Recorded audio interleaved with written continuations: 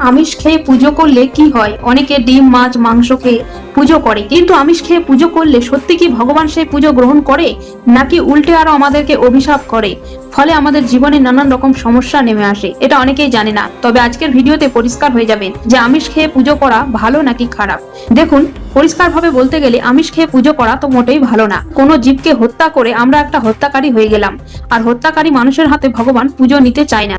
কিন্তু আপনার মন যদি খুব শুদ্ধ হয়, খুব সরল হয়, আপনি মানুষকে প্রচুর সাহায্য করেন এবং মানুষের সবসময় ভালো চান, তাহলে আপনি মাছ মাংস খেয়ে পুজো করতে পারেন। তবে এটা না করাই ভালো, কারণ মানুষের কর্তব্য নয় অন্য জীবকে হত্যা করে খাওয়ার। এতে করে ভগবান খুব দুঃখ পায়, কিন্তু পুজো আপনার অবশ্যই গ্রহণ করে। তবে আপনার মন যদি খুব পাপ হয়, আপনি সবার ব্যাপারে সবসময় খারাপ ভাবেন, নিন্দা চর্চা, সবসময় লোভে লিপ্ত থাকেন, তাহলে আপনার পুজো ভগবান গ্রহণ করে না, আপনি যতই নিজেকে ভালো ভাবুন না কেন। তবে হ্যাঁ, সিসিটিভি ক্যামেরা যেমন সাথে সাথে রেজাল্ট দেয় না, শুধু উপর থেকে ক্যামেরা করে যে আপনি কি করছেন, ঠিক তেমন ভগবান দেখছে আপনি কি কি কর্ম করছেন। ফল তো আপনাকে সময় আসলেই দেবে। এই জন্য সবসময় শুদ্ধ এবং শাকাহারী অর্থাৎ নিরামিষ ভোজন করে পুজো পাঠ করলে বেশি কাজে লাগে। কিন্তু আপনি নিরামিষ খাচ্ছেন আর লোকের প্রচুর ক্ষতি করছেন, তাহলেও কিন্তু আপনার পুজো ভগবান গ্রহণ করবে না।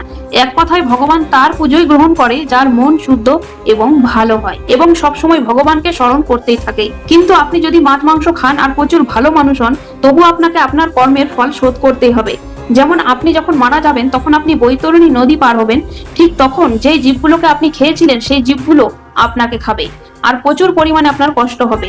এই জিনিসটা আপনাকে ভোগ করতে হবে। তো আশা করি বুঝতে পারলেন যে মাছ মাংস খেলে ভগবান অর্থাৎ আমিষ ভোজন করলে ভগবান পুজো গ্রহণ করে কি করে না। আপনারা যদি জেনে থাকেন কমেন্টে জানাবেন। রাধে রাধে।